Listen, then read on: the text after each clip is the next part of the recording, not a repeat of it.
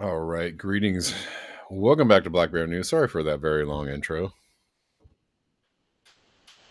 Just getting it together. How y'all doing? Glad to see you all here. Everybody's tuned in. Very good. We're on Rockfin, Rumble, and on YouTube as usual. And let's just get it started. Give me 1 sec.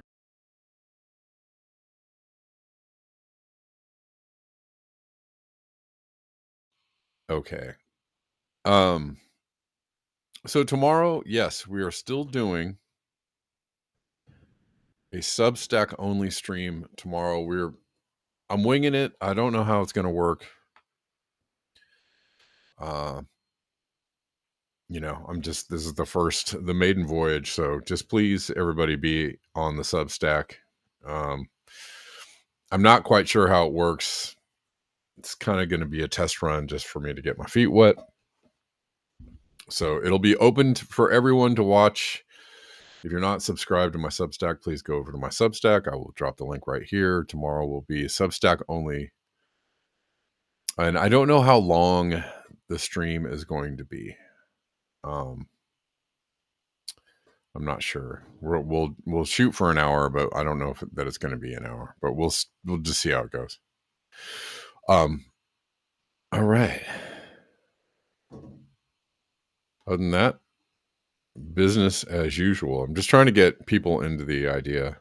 What kind of mic am I using? It's this one is an iRig.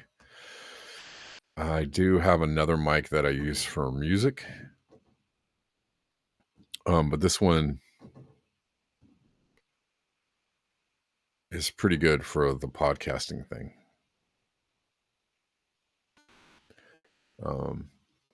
Yeah, I want to shift people towards different platforms, or better, what I hope are better platforms. I know there's other, video Odyssey and BitChute and stuff like that. I know there's other video platforms out there. And I may branch out to some of those, but I kind of want to focus people and not get people too scattered. So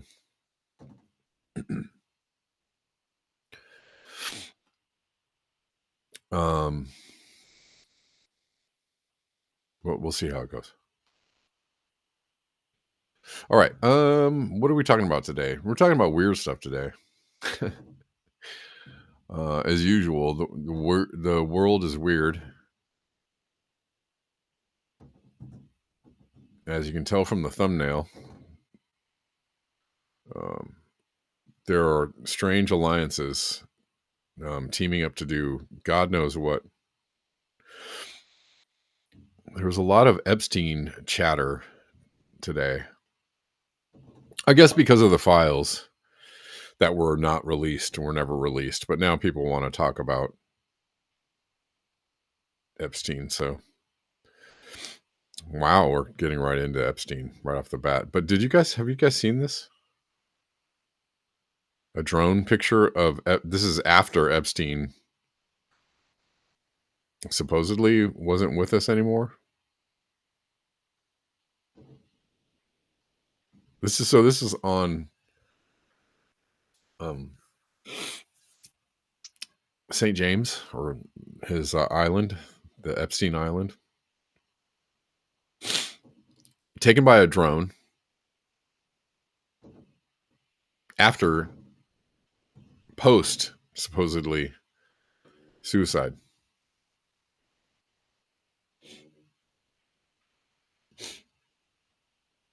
Isn't that interesting?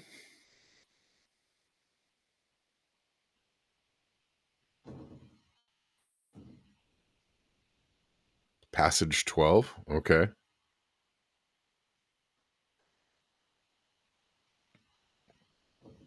Oh, you're letting me know that football is fake or soccer? I don't know. It could be. I mean, I hear a lot about sports being fake. Yeah, that is weird. Yeah. Epstein giving somebody $1 million townhouse for $10 to somebody. Seems like a sweetheart deal. The year of the podcast wars. Is that what this is, DB Cooper? Okay.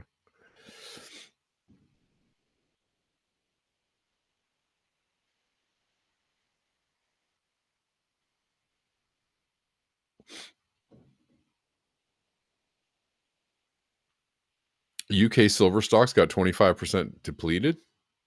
Well, I've been hearing about the gold stocks being depleted too, Malcolm. In the underground, in the vaults. There in London. Well, but anyways, so yeah. So there's a guy that looks an awful lot like Epstein running around Little St. James. Strange.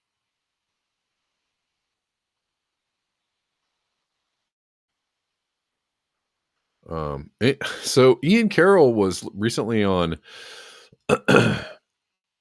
Joe Rogan, and well, I don't know, the co-opted once truth-telling people of the internet. Many of them seem to be um, controlled opposition now, or I mean, Joe Rogan back in the day used to, you know, try to tell the truth about things or have ideas that align more with like the truth community. And then he had Alex Jones on, and they both talked about how the 9/11 was totally not a conspiracy. So if anybody ever watched that last one, I was just sitting there going, oh my God. Both of these fools, I guess, sat in the same room with the CIA one day or whatever, but and a lot of people have suggested that Ian Carroll is some kind of plant. And when he first came in to the scene, I thought he was doing good work. I was like, oh, who's this guy? He seems pretty cool, But then he did start doing some weird stuff. And then ever since he's cut his hair, he's really strange. He's acting extremely, I don't know, like nothing about what and even the way he talks he really sounds like a bad actor now. Not only is he verified bad actor, but he sounds like a bad actor. Anyways, he was recently on the Joe Rogan show. And then he says he said a lot of really weird stuff on Joe Rogan that at this point kind of indicates that he's there to steer people in the wrong direction. And I kind of stopped tuning into his stuff when he started, he was voting for Trump, and And he kind of seemed like he was too deeply connected to Nicole Shanahan and the RFK people. And I was like, okay, well, I have another friend who was more of like a liberal influencer. Well, he's not liberal. He's like more of a black activist poet. And he has a big following, and he's, had a television show at one time. He was in the RFK, like, not necessarily, I guess he was in the influencer camp, right? He thought RFK was a good candidate or had a good platform, and he supported him. So he was like, I think he had some kind of agreement with him for a moment. And I don't know if it was monetary or what, but he was supportive of RFK Jr. in his campaign. And so he was kind of doing videos that were in support of RFK, and then RFK stopped his campaign and went to go support Trump, and he was like, I'm out. This friend of mine, he's like, I'm out. I'm not doing this. Ian Carroll went in the other direction. He was like, well, I guess I'm going to support Trump now. Or, RFK is going to Trump makes perfect sense to me. Let's go Trump. And so he kind of was on the Trump. Well, not kind of. He voted for Trump. He was on the Trump train firmly. So people had questions about that. And then, just has been kind of spiraling. His views have been kind of spiraling out ever since then. He's gone. He's become, someone that a lot of people have questions about, basically. So, and rightly so. And I think AM Wake Up was picking this apart earlier today, and he said some bizarre. I haven't even watched the whole thing. I just kind of saw a couple of clips, and I saw this. He was saying that Whitney Webb looks unhinged on YouTube. I was like, she looks unhinged? I don't think so. That was weird to me, because I'm like, okay, so Whitney Webb, who he has big upped as the holy grail of investigative journal. Whitney Webb is the high priestess of investigative journalism. She is the queen. He said this about her. She is the ultimate. And then on Joe Rogan, he said she looks unhinged on YouTube. And so I was like, I don't know. Which one is it?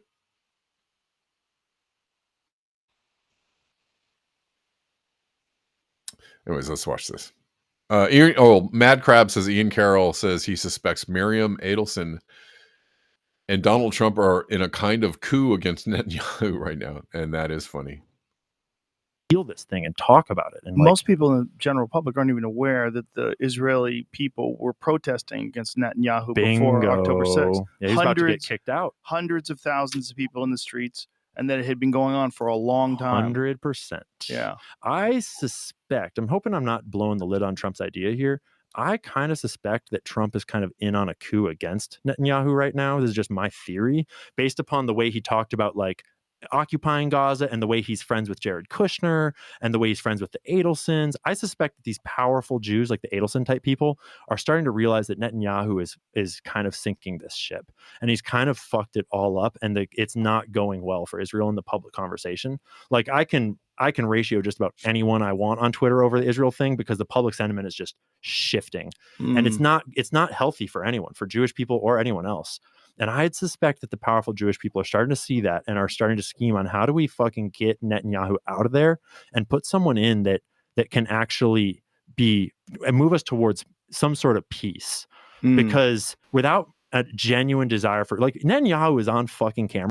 Joe Rogan's it's really saying that they have propped up Hamas in the Gaza Strip because they don't want a real government in the Gaza Strip, because it's far better for them to run this occupation and to eventually take the land if Hamas is, that's not an exact quote. Everyone should look that up for themselves. But not just propped up, but funded. Exactly. Yeah. And intentionally kept there. Just when you hear that, you're like, well, what's the logic for funding Hamas?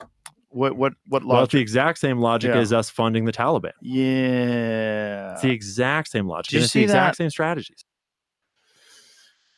Okay, well,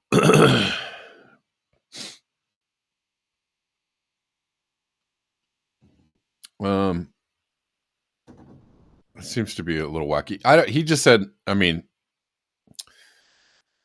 there were a whole lot of things to pick apart about. I'm going to have to go through that Joe Rogan show and watch some of it, but I only could catch a few things earlier this morning, but peace is what Putin wants. I don't know. I mean, okay, sure. They've gone too far. I think Trump is the one that is the tail being wagged, not Netanyahu, by the way. By the way, he pushed in Netanyahu's chair. I think Trump is fully in the clutches of Netanyahu and or whoever is telling him to do whatever he's got to do.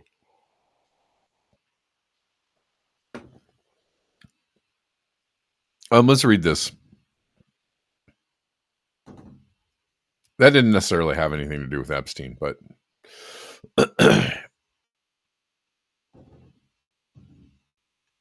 this has something to do with Epstein. This is Harrison Smith. So let me get this straight. Jeffrey Epstein never got a college degree, but was hired as a teacher by William Barr's father.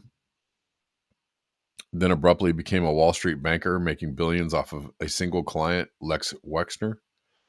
Owner of Victoria's Secret and co-founder of the Mega Group, a network of Jewish philanthropists, along with the Bronfmans, another Jewish billionaire family associated with bizarre sex slavery, mind-controlled celebrities, who also there was also the Nexus cult, right? If anybody remembers that. Who also gifted him the most expensive house in New York. His girlfriend is the beloved daughter of a notorious Israeli super spy, triple agent publishing magnate, whose company controls textbook publishing and was murdered on a yacht named after Ghislaine, who is also an accomplished submarine pilot and one of the most prolific Reddit super users. Together, they groomed and abducted underage children and rubbed elbows with high society elites, politicians, prominent scientists who would take to a private island featuring satanic temples of human sacrifice where they would engage in forced sex acts with underage kidnapped victims while being recorded by an enormous array of cameras. They did this so often, his private jet became known as the Lolita Express, and Epstein became close friends with the likes of Bill Gates and Bill Clinton, who is mentioned in his papers more than anyone else, and who once introduced Epstein to one of his future victims as the King of America. That's interesting. I saw that. Yeah. Europe is losing. Europe wants to go full scale war against Russia as the US kind of dips out. I mean, yeah. I don't believe for a second that Trump has some kind of secret doing something to Netanyahu plan, but okay. I know, going south, I know. We should probably look at that too, but man, time is limited.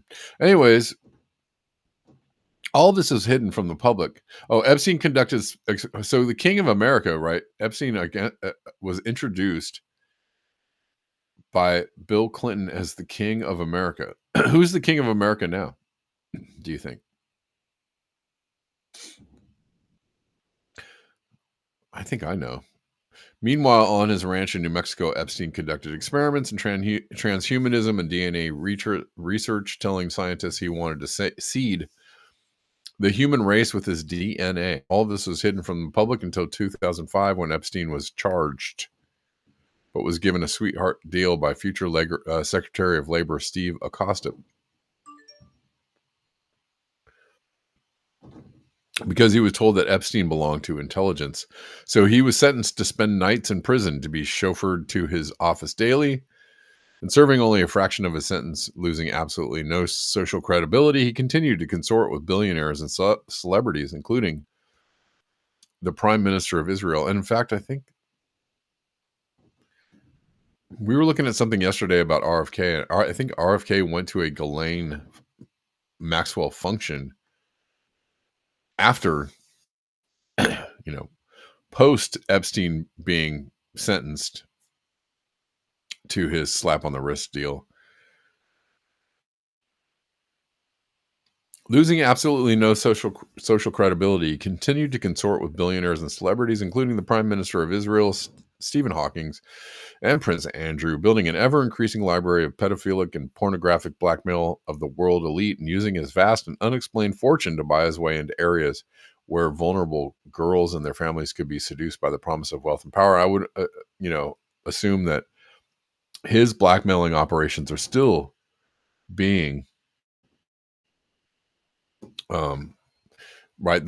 Those files are still in use right now. They're still coming in plenty handy.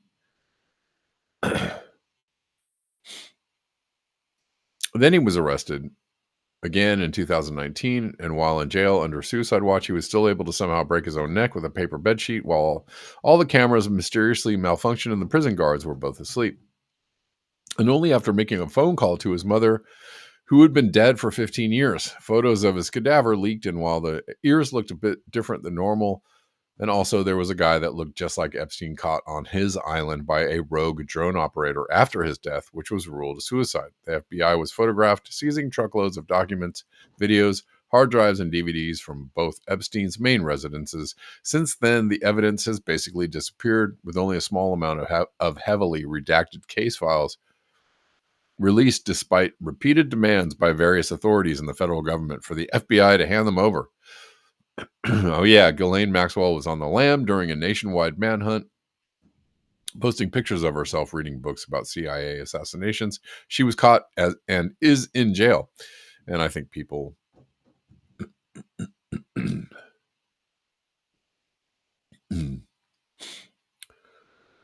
don't believe that it's necessarily her in jail.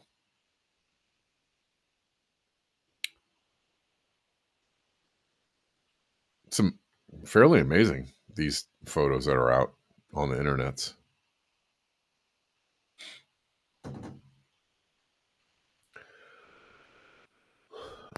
Well, there's a summary. Okay. Let's go to James Corbett. Sometimes I have questions for James Corbett, but mostly I really like James Corbett. James Corbett, the greatest psyop, really truly is the left-right psyop. Every administration gets to set a slightly broader mandate for the next one, to the point where essentially we have this executive order dictator who can do apparently anything. And this is absolutely right on. This is the thing that people don't get. This is why the left is so confused about what's going on and why Trump is here. Because when Trump first came on the scene, everybody was like, whoa, you mean we're going to have a dictator now? That's crazy. You mean he got elected to be dictator now? That's wild. How did we get to fascism so fast? I mean, everything was just so great. We had Obama and we were living in the land of free and plenty and milk and honey and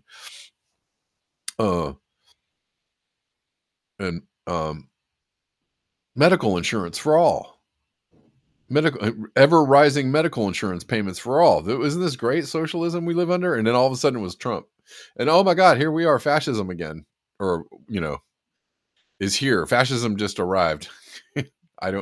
It's interesting. Anyways, let's listen to James Corbett.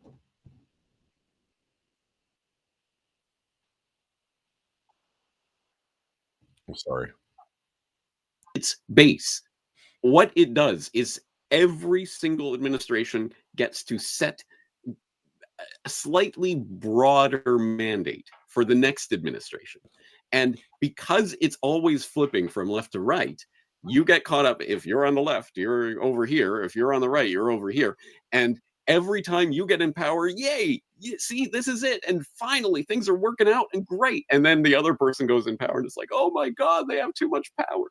And it's a ratchet because it keeps going up and up and up, but it'll never slip back down. It just keeps ratcheting up and up and up and up to the point where essentially, suddenly we have this executive order dictator who can do apparently anything.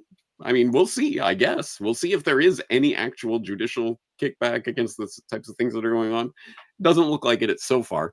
And the thing that blows my mind is exactly like with the Musk thing. If you put it in the context of, hey, he's hipster Gates, he's hipster Soros, maybe people can start to see, oh yes, if those people were doing this thing, it would be bad, but Musk is doing it, so I support it. It might, for the few people who actually have principles that they go on, that might get them thinking along those lines. In the same way, you know, everything that Trump is doing right now is going to be used by the next D to get into power. And you think that's, you know, if you're on the right side and, oh, I'm a Republican, yay, you are going to, in 4, 8, 12 years, whenever it is, whenever it eventually inevitably happens, oh my God, how can this Democrat wield so much power? Oh no. That's correct. Correct analysis. And this is not a new idea in any way, shape, or form, but just, you know, right. Kameshwari. Remember when the president re-signed the NDAA, which was the, you know, basically the Patriot Act, on the last day of December in 2011. Who was the president? It was Obama. Right. So it's funny because that's, you know, the problem that Democrats have is that, you know, they don't pay attention when when their guy is in office. They just don't pay attention at all. And they might even actually support some of the things, some of the more like right-leaning things that a president might do, or maybe just not, or just gloss over it. You know, just they're like, oh well, right. The Dem president who played the saxophone signed the NAFTA deal. NAFTA into Detroit. Yeah, exactly. I mean, Bill Clinton was extremely right-wing, and Biden extremely right-wing. And somehow people believed, you know, just because somebody wrote a piece about Biden being the next FDR, people like actually like suck that up. I mean, I don't know how you go from being a complete right-wing Democrat, like ultra right-wing Democrat, which was Biden, ultra right-wing, very right-wing, like anti-abortion, school desegregation, and anti-Social Security, anti-Medicare, and pro locking people up, 3 strikes law, pro. He was the ultimate right-wing Democrat dude. He was like who's the guy that's in there now? That's the super. He's West Virginia. What's his name? I can't remember his name. Whatever. Golly gee, I wish I could remember his name. But Biden was that guy for years. And then, people, and then he's, whatever. And Obama out loud says that his policies are that of a moderate Republican, that most of what he has enacted or stands for is somewhere along the lines of Ronald Reagan. And Ronald Reagan was Hitler back in the day. Ronald Reagan was literally Hitler when he was in office, right? Anyways, it's just, if I totally get everyone's fear around Trump. Like I totally get it. It's just that you can't be upset about it or pissed off about it after he's been elected president. You got to look at it structurally. You got to consider the idea that, like, there's been a long line of, right-leaning presidents, Democratic and Republican, who have each claimed more and more power. I mean, you could say that George Bush was really George W. like really ramped things up. And if you ever watched the Cheney movie or or understood what Dick Cheney was doing, he was working behind the scenes to grant or allot or, make sure the president got ever more power. And that was one of the most nakedly corrupt, administrations that ever was.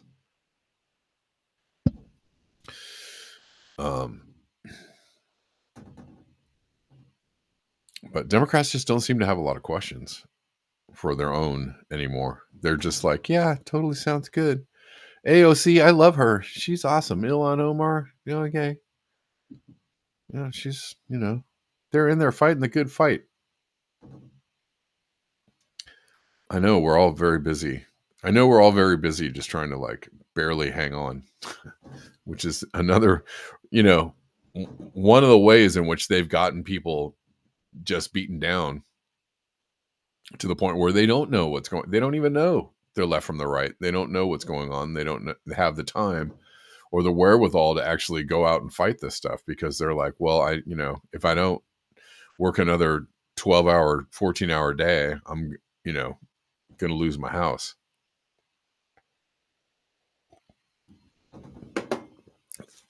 And you do that for 8 or 10 years, and all of a sudden Trump's in office and is taking away everything else that you thought you could count on, like Social Security and Medicare. But this started a long time ago. The time to get upset, really upset and really like put a shoulder to the wheel was like 25 years ago or 30 years ago. But, that doesn't mean that now is not the time to put the shoulder to the wheel.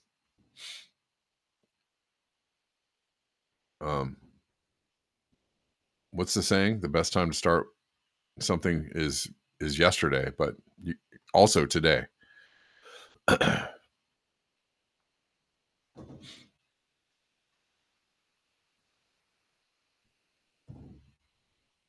There's an article out, breaking, this is not breaking news. Netanyahu funding Hamas via Qatar enabled October 7th attack, according to Israeli intelligence agency Shin Bet. Really? So they're actually, okay, maybe this is Trump's secret plot with Adelson to bring Netanyahu down.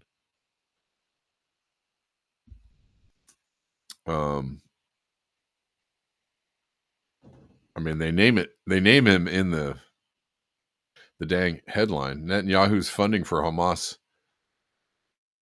So Shin Bet reveals that Netanyahu funded Hamas and that it enabled October 7.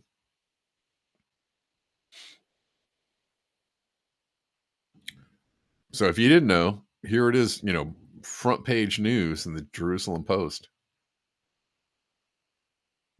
that Israel itself funded Hamas.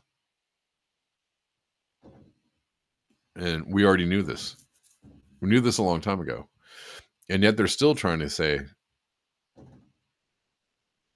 that horrific day when Israel took out a bunch of its own people in order to create this false flag thing that happened. And then they went and tromped all over Gaza and Lebanon and Syria in the name of defending itself against the thing that they did. Yeah.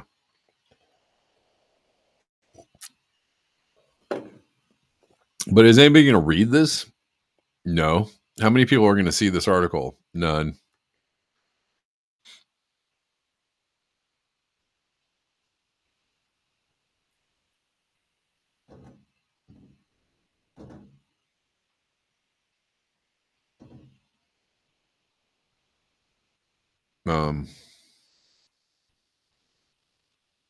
Anyways.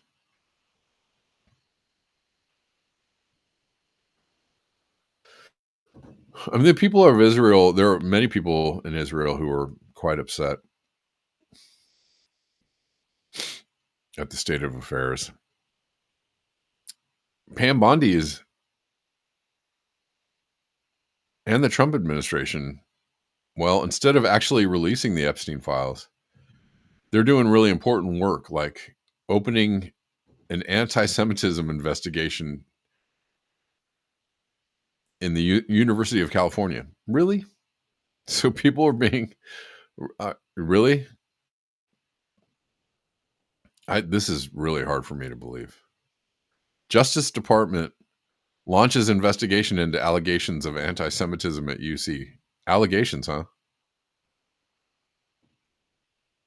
I'm sure those are totally true. The Department of Justice is opening an investigation into the UC, alleging there's potential pattern of anti-Semitic discrimination against. Do you think so? Do you think this is true? The decision follows moves the Trump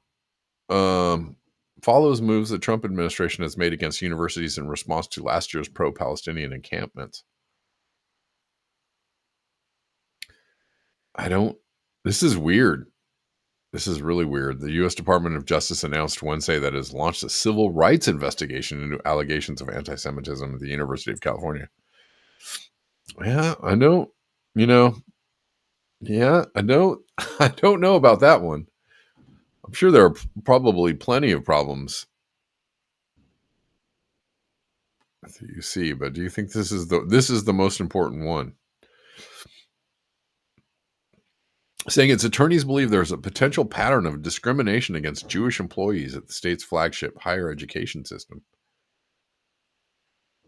Okay. The investigation is the latest Trump administration action against universities. It accuses of allowing campus anti-Semitism and Semitisms to fester and groundswell of pro-Palestinian protest. Yeah. Wow. Wow. Explosion of anti-Semitism. There's an explosion? Is there? I haven't seen any explosions or any of that. This is just I don't know though. This could just be obviously is a cover for getting even weirder out here in the streets, where they say that anti-Semitism is exploding out in the streets. I think they're using this as cover for something else, of course.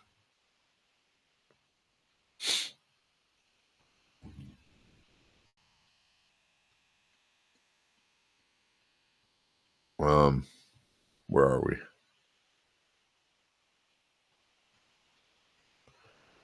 Pro-Palestinian demonstrations reached a height last spring when the Biden administration, basically stomped all that out because they were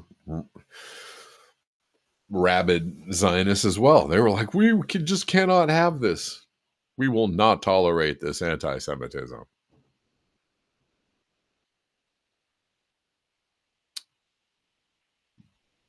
Protesters have denied their actions are how could they were not. They're just protesting the fact that Israel has lost their minds. That's not anti-Semitic. That's just argued that phrases such as from the river to the sea, Palestine will be free, or calls for equality. Not for the if you're not saying you're not saying that. It said that Jewish students joined pro-Palestinian protests and the ideology of the camps, which did not achieve their goal of getting UC to divest ties to Israel or weapons companies. And that they claim their protests were anti-Zionist and not anti-Jewish, which is an educated distinction to make. And apparently the Trump administration doesn't understand that because they are intentionally not understanding that. Why? Because they are rabid Zionists. So, of course, they're going to gaslight everyone as much as possible.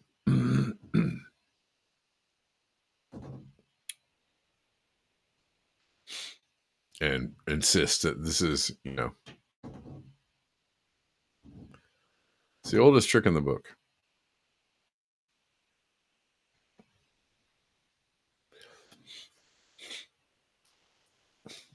I hit you, and when you put your hands up to defend yourself, I scream, "Why are you attacking me with your hands?" I'm not attacking you. I'm putting my hands up to defend myself. I'm saying stop. You're trying to put your hands on me. That's the oldest gaslighting trick in the book. And that's exactly what they're doing. That's people are saying, please stop, is somehow an aggressive action.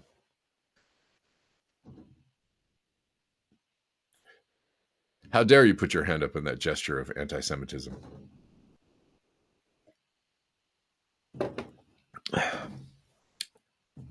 I can see what that is. Okay.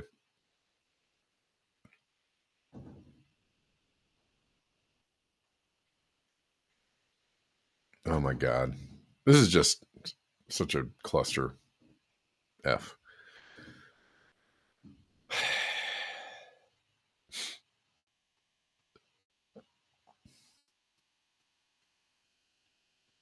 I think what people are trying to say is that they would like to see an end to an unjust war. I love what YouTube is doing with my numbers right now. It's hilarious.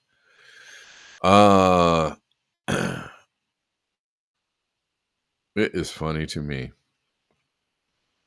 Yeah, this is an unjust war. They're committing a genocide. They are committing a genocide under false pretenses, et cetera, et cetera. They're, stealing land from people, bombing innocent people, civilians, children, women. Could you please stop that? Oh, the hatred coming. That's not hatred.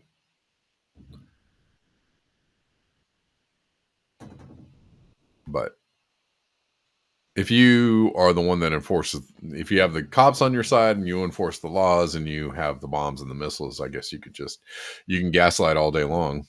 It doesn't really matter. What is the 1984 quote about? State demands that you see, and you would say that 2 + 2 = 5, something like that. When clearly it does not. Clearly, this is not anti-Semitic. Clearly, this is just a protest against an unjust war. Clearly, this is people that are interested in peace and fairness and justice. Clearly, there's not a shred or a lick or even a whiff of anti-Semitism in any of this. Clearly.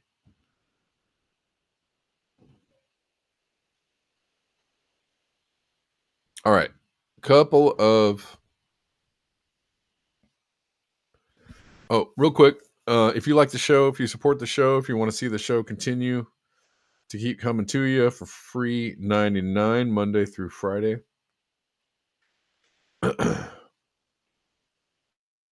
and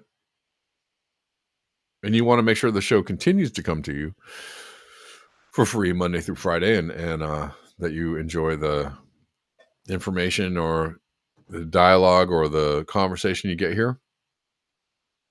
There are lots of ways to support the show. In the description box, all the regular, usual, typical, expected links are there. There's the PayPal, Venmo, CashApp, Zelle, Patreon, Buy Me a Coffee, Ko-Fi, etc.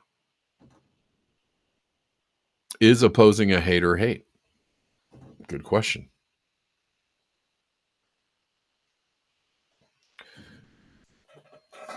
I don't think so. But and I think a lot of people would say that that's not what it is. But the hater is damaged psychologically, or they're using those psychological tactics against people. Those, the trod and the true psychological tactics of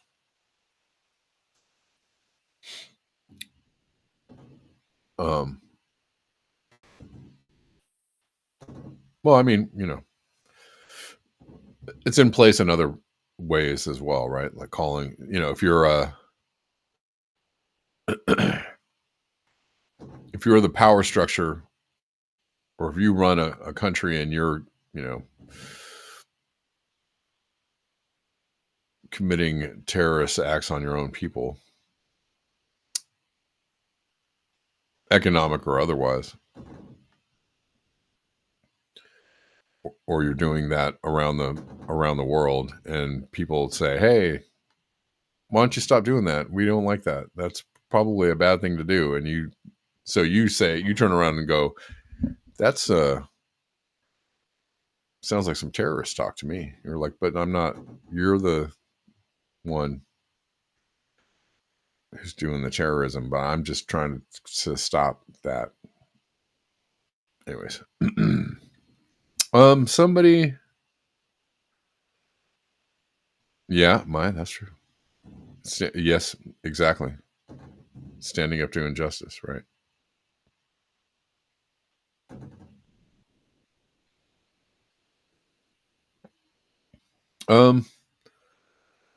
Somebody supported the show on Ko-Fi. Thank you. It just says someone, so I'm sorry that I cannot name you directly. Oh, it's Kate. Thanks. Appreciate you, Kate.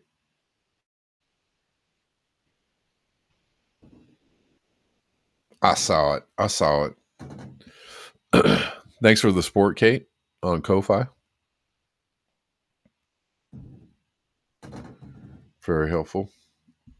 And to all the people that I don't always see all the tips on Rockfin because sometimes they come in after the show, but I try to catch them when I can.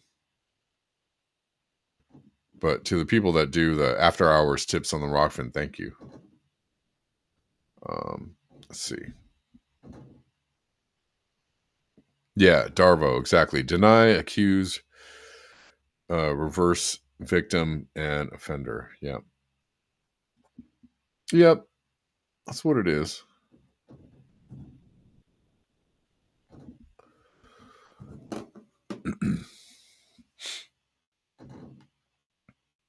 Again, it's very effective if you don't have any, if you hold all the cards, if you are the one that has all the power, then it's hard for somebody else to, or as I like to call it, it's the ultimate in manufacturing consent. And it's what the people in charge have been doing for a long time, which is,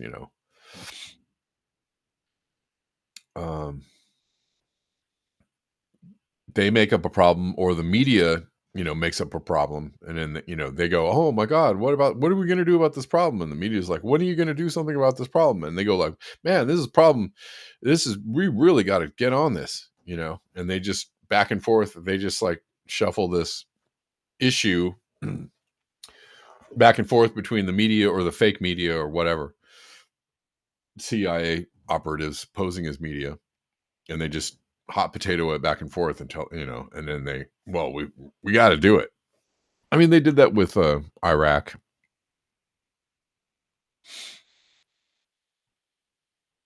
It's very easy to manufacture consent without the consent of the people, without people, being part of the conversation. They're just standing there like, what? I mean, I don't know about this. We're going to go to war? Oh, okay. Yeah, I wasn't really briefed on this or asked if I wanted it. No? Okay. Shoot. BlackRock has bought up ports surrounding the Panama Canal. Well, what could this mean? Apparently, Larry Fink phoned Trump directly to pitch BlackRock's Panama deal, and Trump was like, hey, sounds pretty good. We're taking it back, said Trump. He declared in his inaugural address. Within weeks, Wall Street billionaire Larry Fink was on the line with the White House. His pitch, Fink's investment company BlackRock Inc. was interested in buying the ports on either side of the waterway, shifting them into American hands. Or you could just do it like that.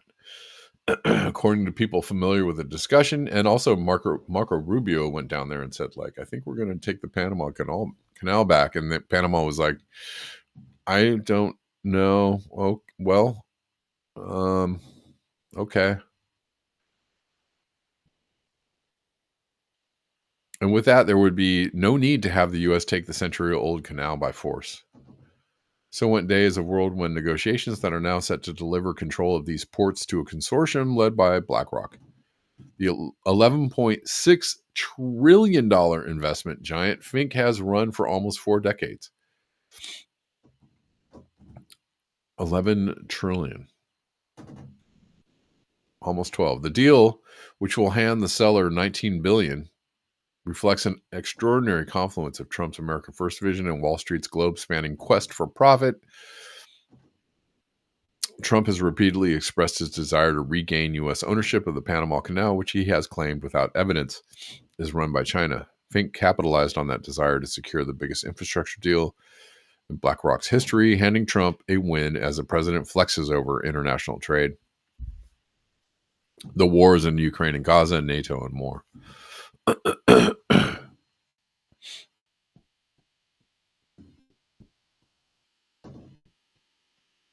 And certainly as a strategic coup for the Trump administration, because obviously if they control, that's going to give them leverage in trade wars or any other kind of war. If they have control of the Panama Canal, which it looks like is a done deal, right? BlackRock owns the ports on either side.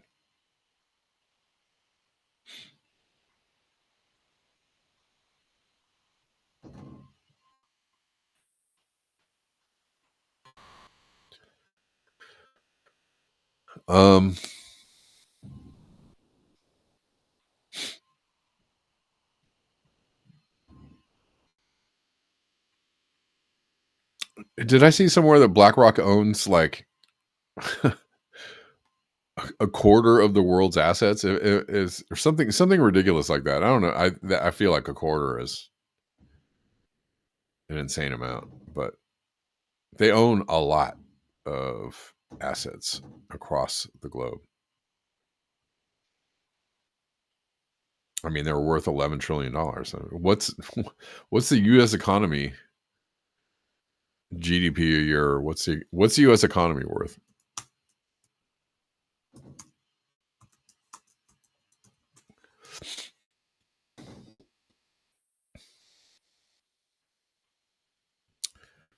Oh, a lot. Let's see. The financial position of the United States includes assets of at least $269 trillion.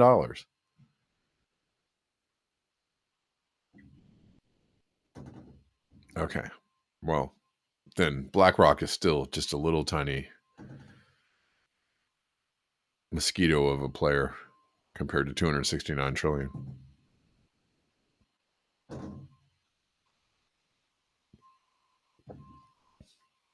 Anyways, I heard some number about how much BlackRock owns or controls, and I was kind of astounded by the number. I didn't even believe it when I heard it.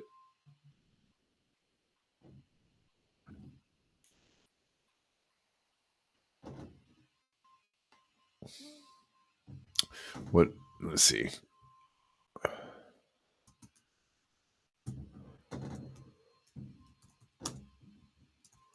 Sorry.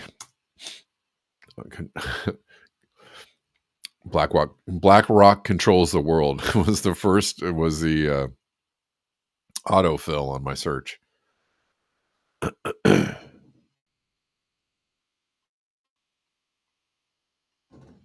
Let's see what.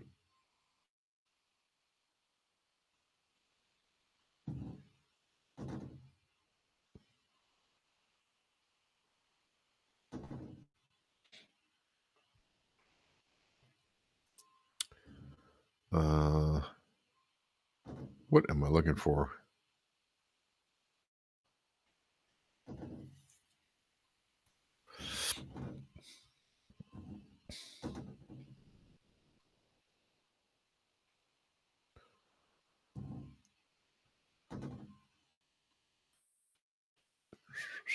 So they have 11 Let's see.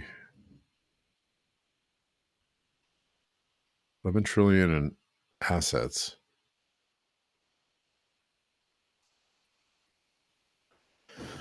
Oh, I'm not going to be able to find what I'm looking for right this second. Okay, here's another weird story, and then I'm going to have to take off, y'all.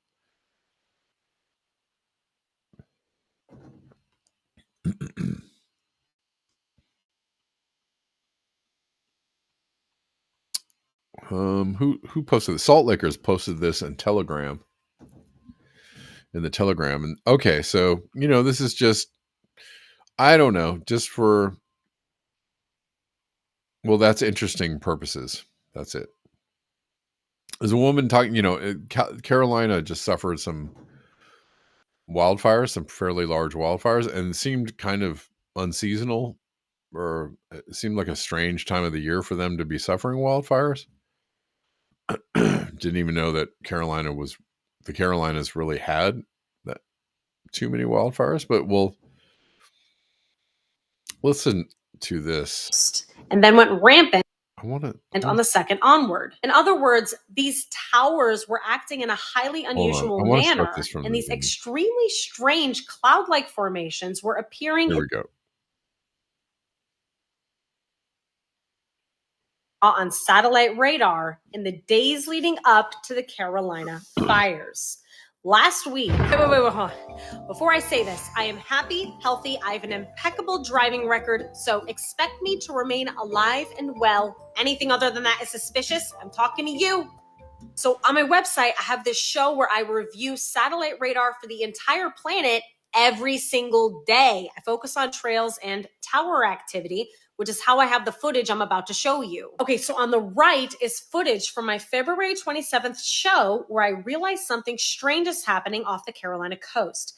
And on the left, on the 1st of March, is the identical, unusual formation appearing at the exact same time of day. And these cloud-like formations seem to be gravitating towards these three towers located here, here, and here, moving in opposite directions of all the other clouds, eventually being pulled back and disappearing into nothing. This all looks so crazy that I asked my viewers how they were feeling over there because it looked so suspicious. The significance of this is that the fires began on the 1st and then went rampant on the 2nd onward. In other words, these towers were acting in a highly unusual manner, and these extremely strange cloud-like formations were appearing in the exact region the fires began directly after. This reminds me of what happened in LA when the area experienced enormous activity just before the fires broke out. Here are snippets of what I said on the 27th and the 1st. What is that that's even happening over there? Well, let me zoom in. That is weird looking. We're going on with our morning. All the towers are going pretty crazy. They're zapping and zapping and zapping.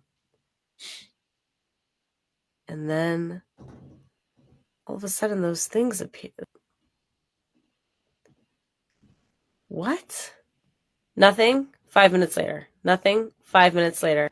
What is that even doing? See how they're kind of like, it's like a boomerang style. It looks super weird. It's like a bird's wings are flying around and they want to go that way with the rest of the clouds, but they're being like held back and they just kind of dissipate into nothing. So there's a tower right here. It's been doing the exact same thing. And right before that happens, all the zip zaps go crazy. And that's what happened before. The theory is these towers that are said to only track storms are also manipulating them. And if you notice in this area here, there are a ton of crosshatched lines all over Central Florida and a ton of trails mixed in over here as well.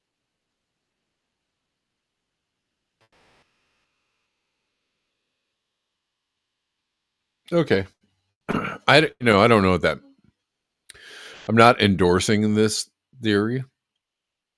I'm just showing this for interest's sake.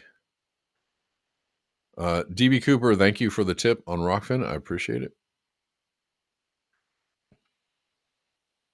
Yeah, I wonder, Gene, about that too. If they're gonna try to resist this. I mean, And now it's a private takeover of the Panama Canal.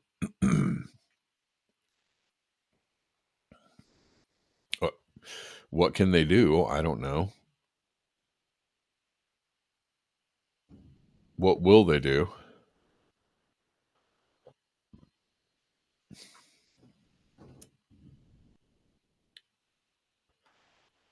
Yeah.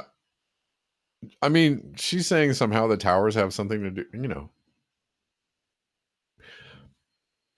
maybe. I don't know.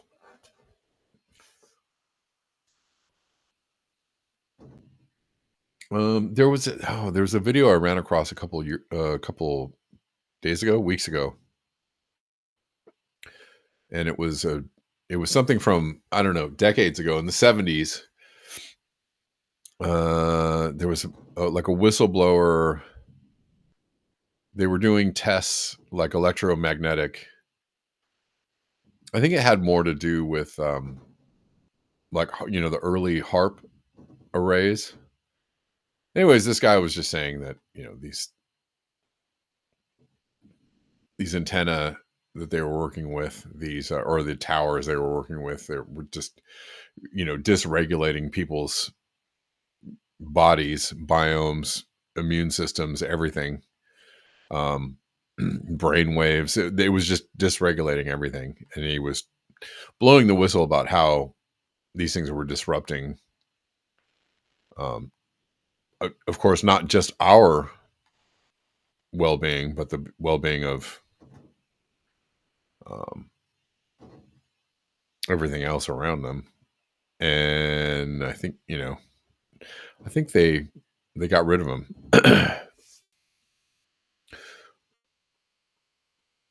Like he was no longer working for the military after he tried to alert people to this.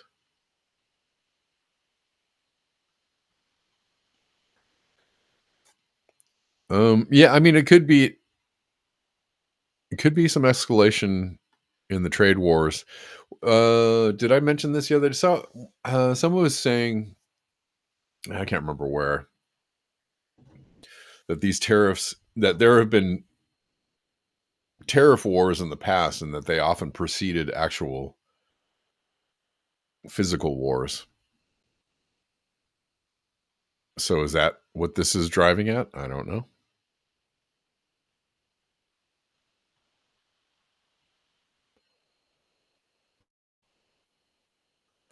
Yeah, I mean, and you guys are, all right. I'm not, I'm mostly on the side that, the weather is weird and weird things are happening. However, if the weather is weird and weird things are happening, it's kind of good cover for, making some things happen, I guess. But, unless I have multiple data points, I wouldn't, I like to look at things that are interesting, maybe from one person or here and there. Theories, ideas, evidence. But if I see things from multiple data points on a particular subject, then it starts to leak into my consciousness that, like, oh, here's a pattern. I'm seeing a pattern. I'm seeing, plenty of these things lining up in order to form a more holistic picture about what could be going on. Kind of like the blue houses, which is interesting, right? I still don't know. I still am not totally sold on that, but still super interesting. It's just something to put in your back pocket and think about. All right.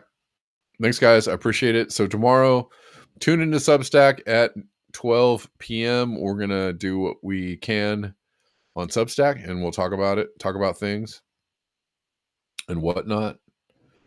And let me see. Am I going to do... Yeah, no, we'll do noon on Substack. All right. So everyone, if you're not subscribed to Substack, go on over there and get subscribed. I will put the link one more time in the description box or in the chat. or just go to Substack and look up Black Bear News, and I will be there. And I'll see you all on Substack tomorrow. Thanks, everyone. Don't know if anyone else has contributed today. Don't know if I have anyone else to thank. I think I thanked everybody.